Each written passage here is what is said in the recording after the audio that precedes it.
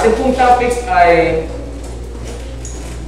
balancing church and family.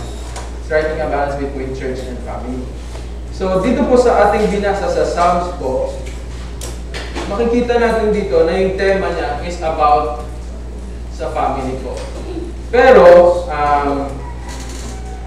sa ano talaga na family, sa literal na family, di ba? Pero pwede rin po natin i-apply sa church. Okay? So, titingnan natin dito, ito po yung pag-aaralan natin. So, sa akin po, medyo nahirapan din po ako sa topic na family. Actually. Yun. So, pero ano naman po, magbe-base naman tayo sa salita ng Panginoon. So, yan. Alam naman po natin na lahat tayo ay kabilang sa isang family, di ba? Kabilang tayo sa isang family. Tapos, lahat po tayo dito sa church is bilang isang believers ay inaasahan ng believer sa Panginoon. Or ibig sabihin, meron tayo kanya-kanyang ministry na ibinigay ng Panginoon sa atin.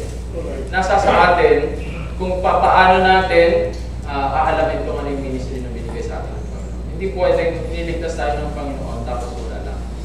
Diba? Yun po yung lagi nating tatandaan. Meron po tayo dapat parte sa church. At yan, bilang bahagi po ng malaking bahagi po ng ating buhay, ng ating pamilya. Or masasabi natin na yung family natin is nakaka-apekto din, may effect din siya sa ating ministry. Diba? Minsan kasi, parang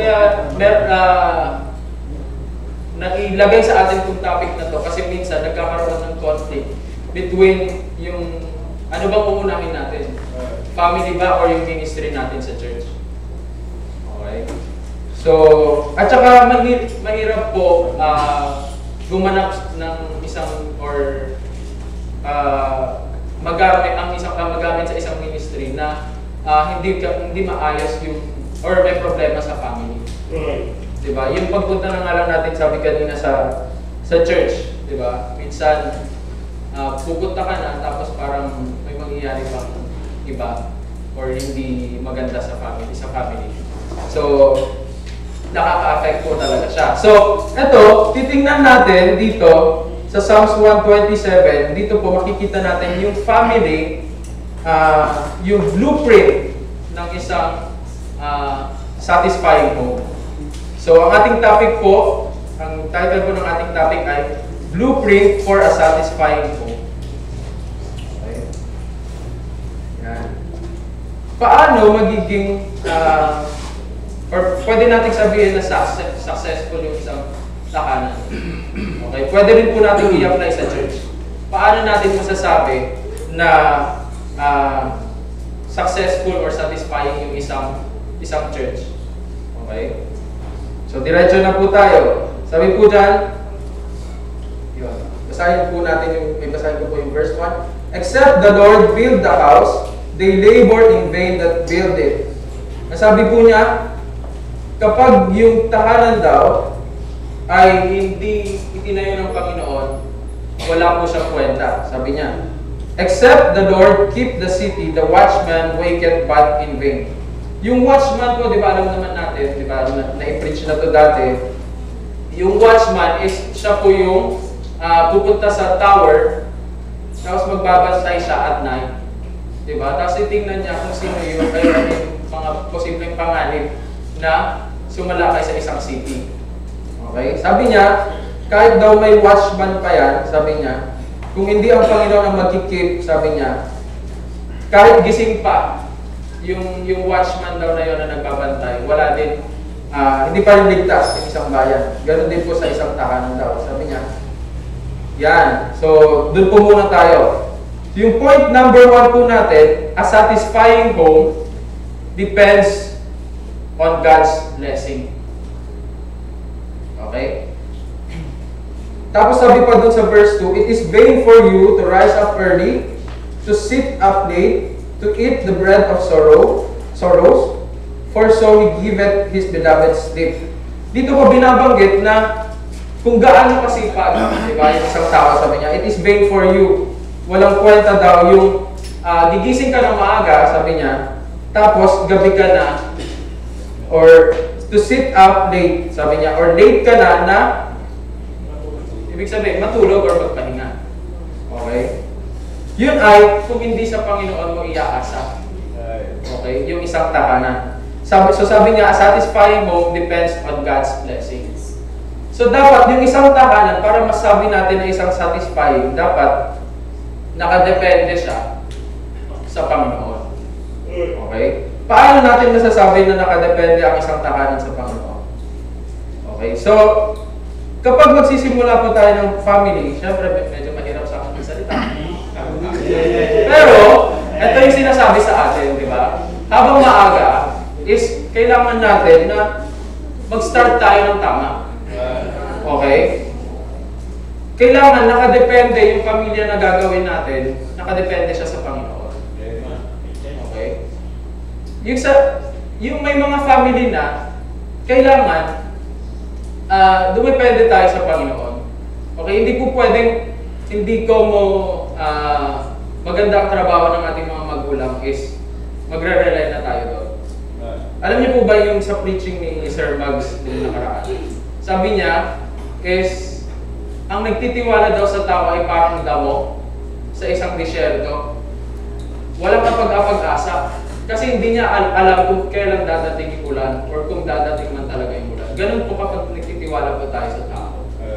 At hindi tayo kapag nagdidepende tayo sa kakayanan lang natin, dapat nagdidepende tayo sa Panginoon.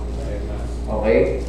Tapos po, yung, halimbawa, sabihin natin, yung mga mag-uumpisa pa din naman, di ba, ng family, kailangan mag-start tayo ng tama.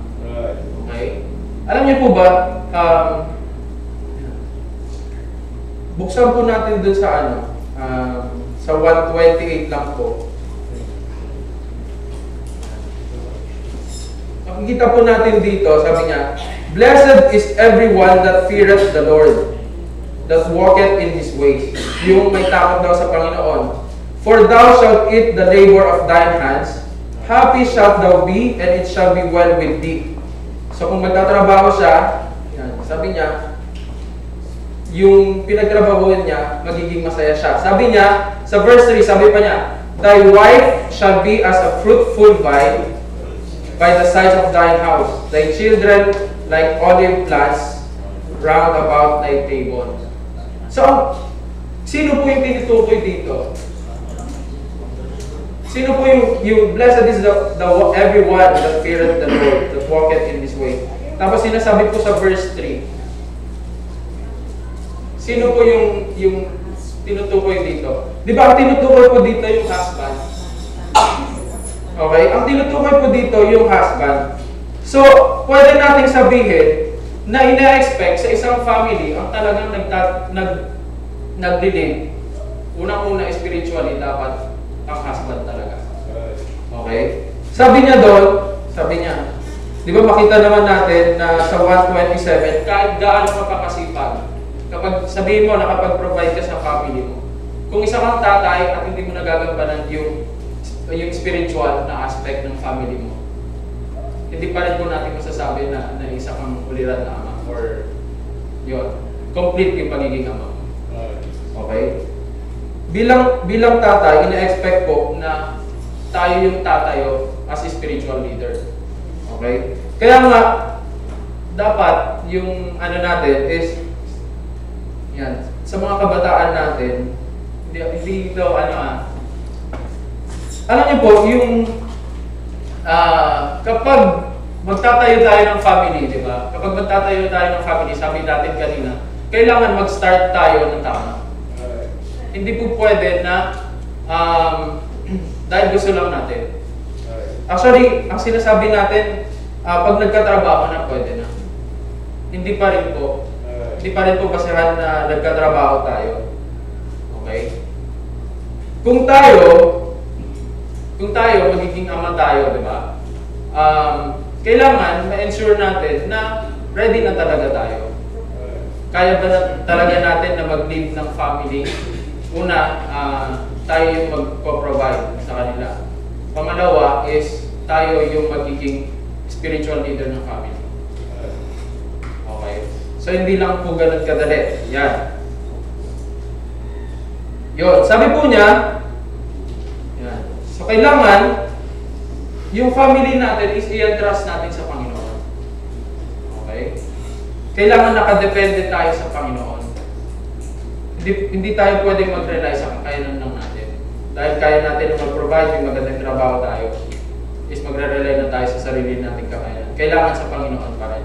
At sabi po niya, except the Lord keep the city, sabi niya, so, ang Panginoon, yung isang satisfying hope, ang nagkikip sa Kanya is ang Panginoon.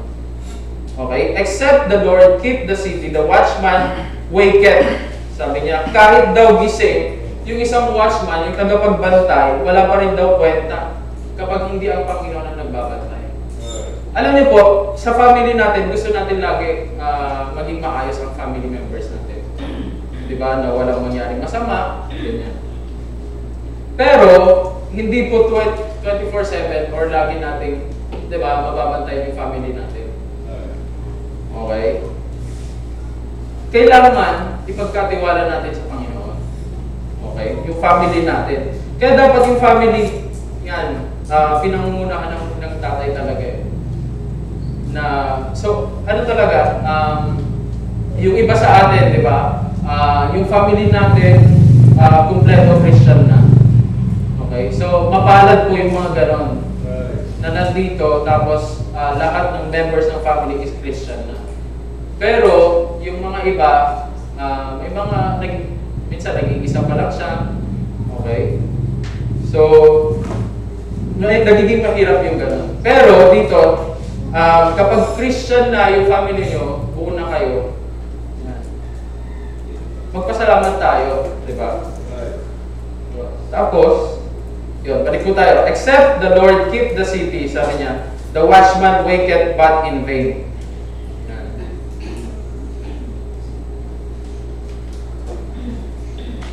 So, hindi natin kayang bantayan 24/7 ang ating family. Yan. So, tapos, yung, di ba, alam naman natin na pati yung ano po natin, yung sa relationship po ng mag-asawa, di ba, ano po yung nagiging dahilan or nagiging common na? Ang nagiging common na po is yung pag-iiwalay, di ba? Sa mundo, madami nag-iiwalay. Madalang na lang po, or as in, karaniwan na talaga. Diba? May motto nga tayo, diba? Na parang, may motto. Ang mundo, diba? May paniniwala na diba? Yung may asawa nga, diba? Parang nakukuha ka, how much more yung hindi pa nakasawa, mga gano'n-gano'n, diba? Kasi nagiging nagiging common na talaga sa mundo. Yun, parang, wala kasi akong alam sa statistics, okay? Pero kung iisipin natin, madami tayong mga kilala na nanggaling sila sa isang broken family. Yun na yung nagiging trend, di ba? Madami ng mga broken family. Dito, yan, hindi natin mababantayan yung asawa natin or yung asawa natin. Di ba?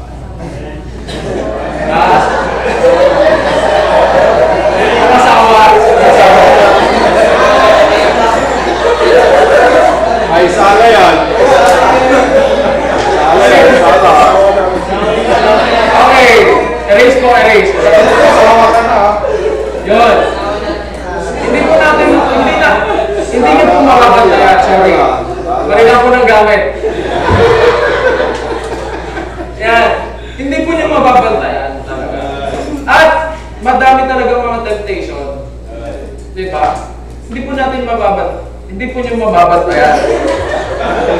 Pero sabi po dito, sabi po niya, yung tagapagbantay po natin ng isang satisfying hope ay ang Panginoon. Kaya kailangan, yung sa family, i-aim natin na ang Panginoon, doon tayo nakadepende talaga sa Panginoon. Okay? Sa amin na hindi pa talaga ganon, Pero nakakilala naman na sa Panginoon, pero hindi talaga pamalago. At hindi pa ayun. So medyo mahirap, di ba? Mahirap na parang ikaw lang yung nagpe-pray, di ba? Ikaw lang yung nagpe-pray na yun, yung sa family mo, na maprotektahan sila. Okay? Pero dito po, sabi niya, yan, kaya mapalad talaga yung mga yung mga lahat na talaga Christian. Yun. Kasi, yan, sabi niya, tsaka dapat kapag Christian na lahat, dapat naman nakadepende na talaga sa Panginoon. Okay? Lahat, may unity na nagkakaisa talaga yung members ng nakadepende lang talaga sa Panginoon. Okay? Sabi niya, except the Lord keep the city, the watchman waketh but in vain. Kahit anong gawin mong pagbabantay, kung hindi mo iaano yan sa Panginoon, hindi mo kayang bantayan. Okay? Yung ano lang, yun, i-share na din natin yung nakwento sa akin video na dati. Kaya ano lang to, pag family talaga, medyo family-oriented tayo bilang isang Pilipino, di ba? Yung family bonding natin, iba, yung ano natin, di ba? Kumpara sa mga foreigners, di ba? Or sa ibang bansa, di ba? Yung nakwento sa akin ni Jonah dati, yung office mate niya is magre-resign na. Okay? Magre-resign na. Tapos, di syempre, si Jonah gusto niyang masyaran din talaga. Pero, parang nasasyaran na din dati, pero nire-reject niya. And then, sabi niya, parang ang naging ano na, yung approach, di ba? Yung approach kasi yung pagsasabi mo ng salvation, di ba? Parang kailangan iba-iba yung approach. Yung naging ano sa kanya is, magpapaalam na siya, that day daw na magpapaalam is, nakwento nga niya yung sa anak niya. Tama ba? Yun. So, sa anak niya, tapos sabi niya, parang natatakot siya sa parang may pangyari masama sa anak niya, or parang gusto niyang protektahan yung anak niya. Pero parang hindi daw safe. Parang hindi na daw safe dito. Kasi alam naman natin kung anong nangyayari, di ba? Tapos ang sabi nila is, kailangan ipagkatiwala sa Panginoon. Tapos yun, umiiyak na daw. Tama ba? Umiiyak na daw yung office mate niya. And then, magkatiwala daw sa Panginoon. Yan. So, doon, nangyari nila yung salvation. Yan. Totoo naman po yun, di ba? Na kailangan, gano'n naman talaga. Sa family natin, minsan, parang iniisip natin, nawawalan tayo ng pag-asa minsan na parang hindi, dating gawin ba nila si Jesus? Diba? Kasi, pero alam naman natin na thou shalt be saved and thine house. Diba? So, ano pa rin yun, panghahawakan pa rin natin yun. Tapos may mga ano na parang parang hopeless. Parang tinitingnan natin yung isang bagay na hopeless. Pero, kung babalikan natin, kung ipagkakatiwala lang natin sa Panginoon. Kasi kung tayo nga mismo, di ba, kung titingnan natin yung sarili natin, paano tayo naligtas, di ba? So, kung tayo magtitiwala lamang sa Panginoon, yan, naiingatan ng Panginoon yung pamilya natin, siya yung pagdikip ng pamilya natin. Yan, kaya ng Panginoon. Yan. So, tapos sabi niya doon, ano pa po? Yan. So, pwede natin ipagkatiwala yung ating family sa yung security ng ating family. And then, yung sa second verse po, sabi niya, it is vain for you to rise up early, to sit up late, to eat the bread of sorrows, for so He giveth His beloved sleep. Yan. Ang anak ng Diyos, binibigyan ng Diyos ng kapahingaan or tulog.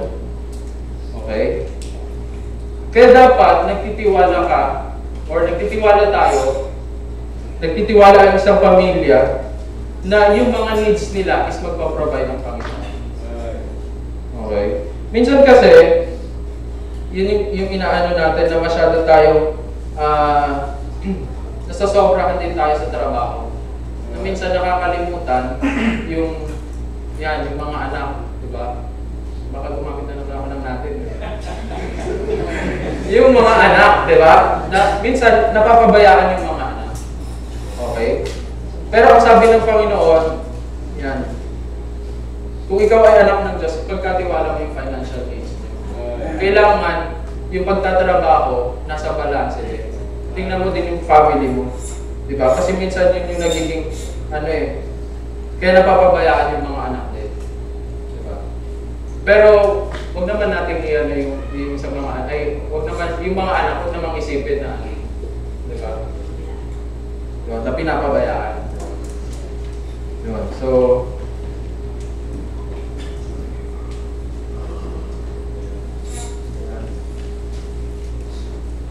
tapos may mga verses po dito, basahin lamang po natin.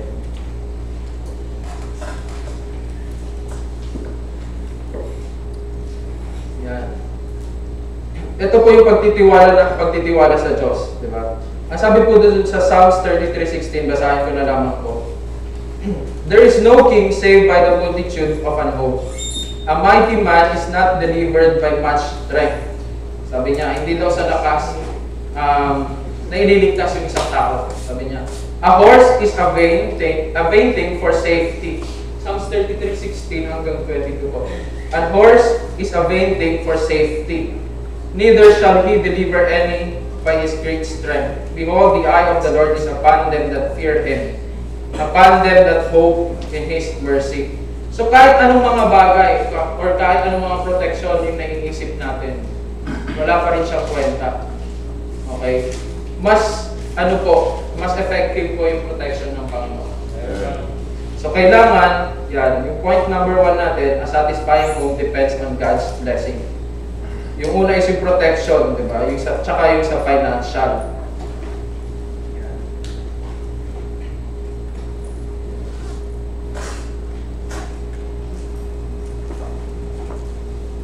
Tapos po, yan, second point na po tayo.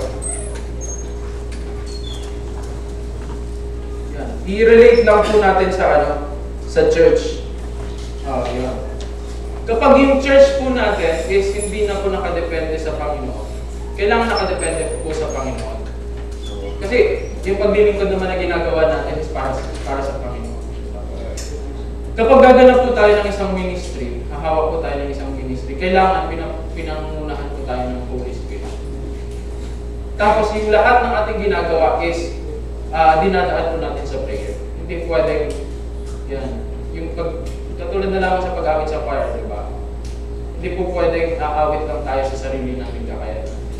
Kasi hindi po yung magiging blessing. Una sa atin, tapos sa makikinig. Maaaring maganda yung nilalabas nating feeling, di ba? Pero, kapag hindi po siya ginagawa through the Spirit, wala din po kwenta yun. Hindi po siya nagiging pagpapala. Okay? Baka lang po, na entertain lang po sila. Diba? Tapos yung pagtuturo din natin ng mga bata. Diba? Yun. Alam nyo kahit gaano tayo kagaling makipag-usap sa mga bata. Diba? Kapag hindi gagawa ang banal na spirito. Diba? Kasi minsan kahit na hirap ka na makipag-usap sa mga bata. Pero kapag ginagawa mo yung best mo at nananalangin ka sa Panginoon, yun, mas magiging effective kang teacher. Okay. Pati din po sa pagde-deliver ng message, di ba? Hindi po pwedeng tatayo lang po, tapos magde-deliver na. Okay? Yun. Pati din po sa pag-share po ng gospel, di ba? Kahit gaano kagaling mag-explain, convince mo yung tao. Pero kapag hindi gagawa ka na ng spirito, di ba? Wala din po kwenta. Kailangan lahat ng ginagawa natin sa church ay nakadepende po sa Panginoon. Yan. Kahit po sa di ba, sa mga projects natin, hindi natin po pwedeng sabihin madami naman na tayong mga members. Diba? Madami naman na tayong mga members, tapos may mga trabaho. Diba? So makakapag-provide, makukuha na natin yung mga projects natin. Hindi po pwedeng yun. Kailangan nakadepende pa rin po tayo sa Panginoon. Okay? Yan. Tapos po, doon na po tayo sa point number 2. Sabi niya, sa verse 3 po, "No, children are an heritage of the Lord, and the fruit of the womb is His reward. As arrows are in the hand of a mighty man, so are children of the youth. Happy is the man that hath his quiver full of them. They shall not be ashamed, but they shall speak with the enemies in the gate." Sabi po dito, yung children daw po ay heritage. Yan. And the fruit of the womb is His reward. Di ba, sinasabi nga po ang mga anak ay managaling sa Diyos. Okay? Yon. So, ang mga anak daw ay managaling sa Diyos. Yan. Di ba kapag baby, tuwa-tuwa, kasi may dumating sa family kapag may naan. Pero pag lumaki na, ano?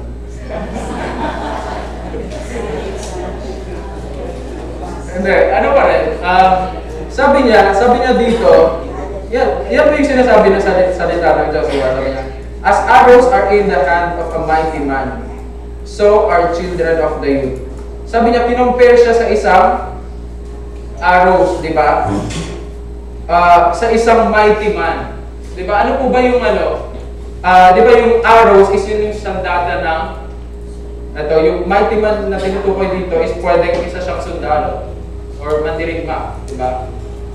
Tinuturing daw na parang isang weapon sa isang mandirigma ang mga anak.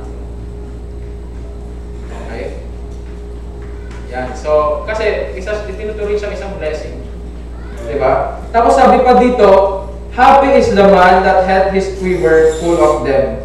Ibig sabihin, yung quiver po dito is yung po yung lagayan ng mga arrows. Yan. Sabi, "Happy is the man that hath his quiver full of them." Yung lagayan daw is punong-puno. Ibig sabihin, pag maraming anak. Yun. Happy daw sila. Happy daw yung isang tatay. Pero minsan yata yung mga anak, tama na yung isa. Parang pero ang sabi is blessing siya. So dapat yung mga anak is nagiging blessing naman talaga dapat. Amen. Okay? Parang walang maka-amen. Yun. Amen naman kayo. Yun. Yan, dapat, yan, di ba minsan, yung mga anak is nagiging pride ng magulang. Hindi pride na, pero naipagmamalaki ng mga magulang. Di ba masasabi niya, anak ko yan.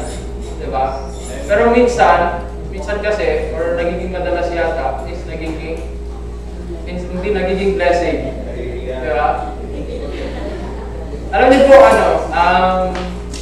ano talaga? Kahihiyan na.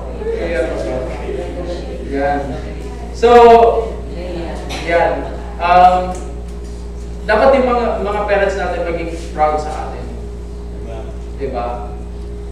Yan. Tapos, minsan yung mga magulang natin, kahit ayaw mo sabihin sa iba, tapos malalaman mo na lang, tapos sinabi na pala, tapos ikaw naman naiiyakan. Parang masyadong nagiging Pero, may mga times talaga or madalas talaga na minsan ang mga anak is hindi na nagiging blessing, di ba? Minsan nagiging dahilan. Minsan pa nga pag sasabu po. Yan. Pero ang sabi doon, yan, a satisfying home. Yan, yung point po natin sa number 2 po pala is a satisfying home enjoys the blessing of godly children.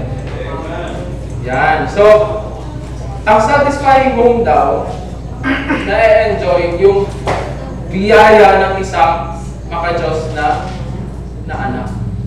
So, dapat na talaga mga anak is nagiging maka-Diyos or nasunod sa Diyos.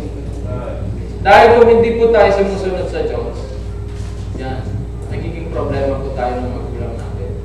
Hindi po nagiging totoo yung yan sinasabi ng Psalms. Maganda daw na puno-puno yung lagayan nila ng arrows. Diba? Kasi, syempre kung isa kang mandirigma, madami kang bala, di ba? Madami kang bala.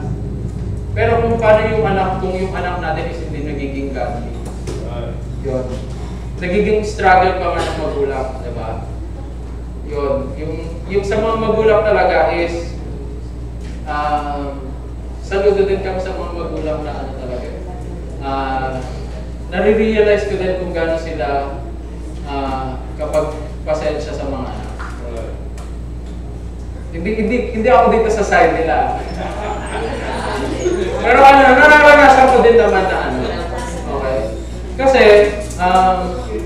yun, pagkikwento na lang din naman ako. Kapag tumatawag yung parents ko, yan, kumusta? Siyempre, okay lang naman po. Tapos, tatanong kumusta naman si Mike? Hindi ko naman sinabi na hindi. Tapos sabi niya, ayaw, ganun pa rin, sabi ko. Tapos, ang sinasabi nila is, pagpasensyahan daw. Tapos, sabi nila is, sasabihin daw, na lagi daw maalalahanan, tapos lagi daw sasabihan kung anong gagawin. So parang doon, na-realize ko na, di ba? Kasi dumaan din ako sa stage ni Michael, di ba? Pero mas mabait siguro ako. Joke, ano po. Yun, so, ang ano ko lang doon is, na-realize ko kung gaano ka mapagpasensya yung yung mga magulang. Diba? Na, kasi minsan nauubos pasensya ka talaga. Hindi ka pa kasi magulang. Tapos yun nga, kasi parang sabi ko, grabe naman pala talaga yung pinagdadaanan ng mga parents sa mga anak. Ano yun? Hindi ko sinasabi ito na totoo, ano talaga yun? Kasi nararanasan ko rin. Diba? Na, may magulang na, hindi naman. Pero, doon ko na-realize kung gaano ka, yung mga magulang natin na kahit pasaway na talaga tayo. Diba? Ang sabi sa akin is, sabihan daw na kung anong gagawin niya. Yan. Yan. So, parang, sabi ko, wow. Kasi sabi ko, sa sobrang dami pa namin magkakapatid, hindi lang po isa. Sana na-imagine natin, di ba? Yung ginagawa sa atin ng parents natin. Amen. Yun. So dapat, yan. Yung satisfying home daw is na-enjoy yung blessing ng godly children. Amen. So dapat hindi tayo nagiging pasaway. Okay? Tapos po, ang sinasabi ang laging sinasabi sa atin is magpasubmit tayo sa authority na ibinigay sa atin. Yung po doon is hindi lang applicable sa work o kung sino man yung leader nyo, kundi applicable din siya sa family lalong lalo. Magpa-subject po tayo dun sa parents po natin. Diba? Kasi kahit hindi pa ako isang magulang talaga, siyempre, pwede ko rin siguro i-relate yung pagiging leader, ganyan. Sa isang leader, di ba yung mga parents is tumatayo din as leader? Di ba? Sa isang leader, mahirap pong maging leader kasi madami kang hinahawakan. So sa family, yung mga magulang, hinahawakan yung mga anak or yung anak. Di ba? At mahirap talagang i-handle. Tapos sa isang leader, di ba, ang mahirap doon, di ba, may mga responsibilities ka na nga, tapos hindi pa submissive yung mga inililid mo. So mas lalong nagiging mahirap. So sa parents, ang naano ko doon is, yan, nagpo-provide na nga ng needs ng family, tapos minsan, dadagdag pa sa problema. Di ba? Minsan inaano lang natin, parang tinatake lang natin lightly. Di ba? Pero ano po yun, totoo po yun. Tsaka ano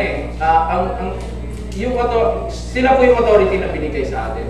Mahirap po sa isang leader na tumatayo ka as leader, tapos parang kapag hindi nagpapasubmit sa'yo yung mga yung mga subordinates mo, is parang nag-question yung effectiveness mo as a leader. So sa isang parents, di ba, parang nag-question din yung pagiging magulang. Totoo po ba yan? Hindi ko kasi kaya mahirap po kapag hindi tayo nagpapasubject sa mga magulang natin. So ganun din kaya yung nararamdaman ng mga magulang. Diba? Kasi kapag leader ka, tapos ganun, ang maganda po talaga na gawin ng member, or totoo po yun, yung preaching the other Sunday, diba? Or kailan po yun. Kailangan, yung leader or yung mga magulang natin, hindi naman sila perfect. Hindi naman sila perfect. Ang kailangan lang natin is ano yung gagawin natin para mapunan yung imperfections or yung kakulangan. Diba? Yung experience ko sa pagiging leader, yan, na din na nagiging thankful ako sa mga members na kasi minsan parang siyempre, as a leader, madami akong nakikita ng sa mga lapses din sa leadership ko. Tapos mahirap din sa akin maging leader din. Kahit sa youth, diba? Sabihin natin. Pero may mga members tayo na parang very supportive, na magpapasalamat ka sa mga members na gano'n. Gano'n din po sa isang family. Okay? Hindi natin po pwedeng sabihin na ganito naman kasi yung magulang ko. Okay? Madami talaga mga imperfections kung titignan natin yung imperfections. Diba? Pero, kung tayo mga anak is tutulong, diba? Ganun naman kasi kapag family dapat nagtutulungan. Diba? Ganun pag family nagtutulungan dapat. Kasi minsan, yan, buhugot na naman yata ako. Pag family talaga dapat nagtutulungan. Hindi mo po pwedeng sabihin, anak lang ako, wala kang maitutulong. Malaki yung maitutulong mo kung iisipin mo lang. Okay? Malaki yung bawat isa na member ng family, malaki yung maitutulong mo. Ganon din po sa church, di ba? Yan. Sabi niya, nagiging blessing daw, sa family, nagiging blessing yung godly children. Sa church din po, yung godly children is pwede natin ihalin tulad sa mga members. Right. Diba? Parang isang family tayo dito. Amen. Okay? Kapag yung members natin is hindi sumusunod sa Panginoon or parang wala lang, diba nagiging problema po sila? Diba? Ano po yung goal ng yung iniwan sa atin, diba, ng Panginoon bago siya umakyat? Diba? Sabi doon is yung yung greatest commission na iniwan. Diba? Go. Diba? Ibig sabihin, humanap ka pa ng tao na masyara ng gospel at magiging member din kalaunan ng church, diba? At ang aim ng isang church is para dumami, hindi pa kumonte. Diba? Yun yung aim natin. Para dumami tayo. Yung pagkakaroon ng madaming member, ibig sabihin po yun, blessing po yun. Pero yung pagkakaroon po ng madaming member na pasaway, yun po yung nagiging sakit ng ulo. Okay? Yung lang natin, lang po natin yung, meron pong, economist yata kukunin lang po natin yung na-observe niya. Isa siyang economist, kung kilala po niyo kung alam niyo po yung Pareto Principle. Sino po nakakaalam ng Pareto Principle? Yung daw is, yung 20% accounts for the 80%. Ibig sabihin, ang na-observe niya kasi parang may tanim yata siya. Tapos yung naani niya na 80% is 20% lang na, pwede sabihin natin stem. Di ba? So, ibig sabihin nun, tapos in-apply niya na sa population nila. Medyo ano lang po ito pero may makukuha din po tayo. Sabi niya, yung nagmamay-ari daw na 80% na lupain ng bansa nila is nabibilang lang sa 20 na mga mayayaman na tao. Ganun po, yung na-observe niyang principle. Ngayon, in-apply niya pa further, sabi niya, sa classroom daw, sabi niya, yung nagiging sakit ng ulo ng teacher ay 20% lang ng klase. Pwede rin po natin i-apply dito sa church. Minsan, yung 80% ng effort natin, yung pinagkakabalahan natin is 20% lang ng mga members nating pasaway. Minsan, di ba nagkakaroon ng issue? Madami po ba tayong members na parang pasaway? Minsan, di ba nagkakos ng mga issue? Di ba minsan 20% lang or lesser pa nga? Pero minsan, ang apektado, halos 80% na effort ng church. Minsan, instead na makapag-advance tayo, anong ginagawa po natin? Nag-aaway-away, kaya nandun po sa loob ng office. Diba? Instead na na-devote na yung effort natin, diba, sa mas malaking bagay. Diba? O kaya naman, pwede pa rin natin i-apply sa mga gumagawa talaga sa church. 20% lamang po, kung iisipin po natin, 20% po talaga ang nagkakaroon lang ng ministry. Or sinasabi natin na gumagawa talaga sa church. Medyo ano po, di ba? Hindi talaga eksaktong 20. Tsaka minsan, mahirap tanggapin. Di ba? Pero, nagiging katulad din tayo ng mundo. Na ang nagiging trend is 20% lang talaga ang gumagawa. At ang minsan, yung 80% is nasaan? Hindi po nagtatapat sa Panginoon. Alam niyo po, di ba sa family may tinatawag na black sheep? Minsan, isa lang talaga siya. O bakit? Hindi si Michael yun.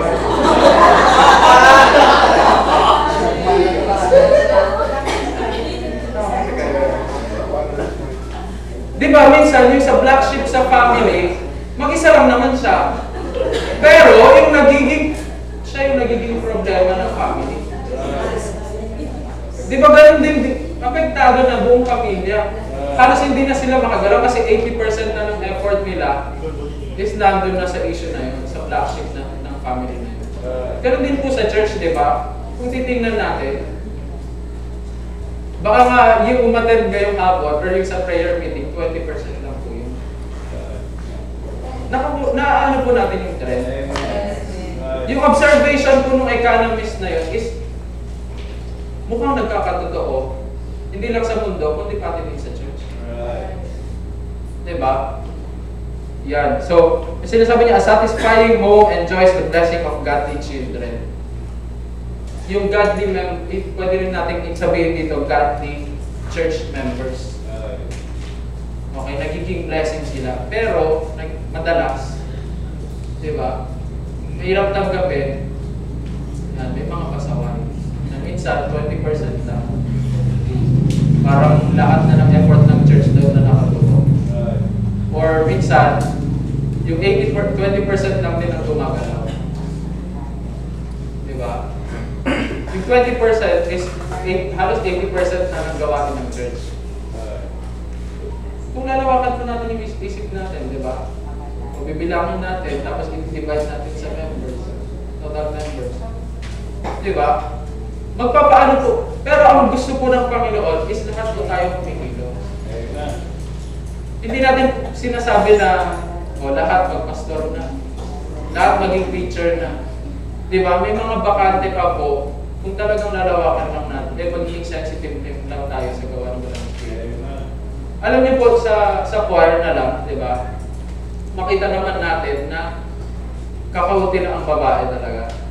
Tapos, yung soprano na dapat mga babae, Ano ginagawa?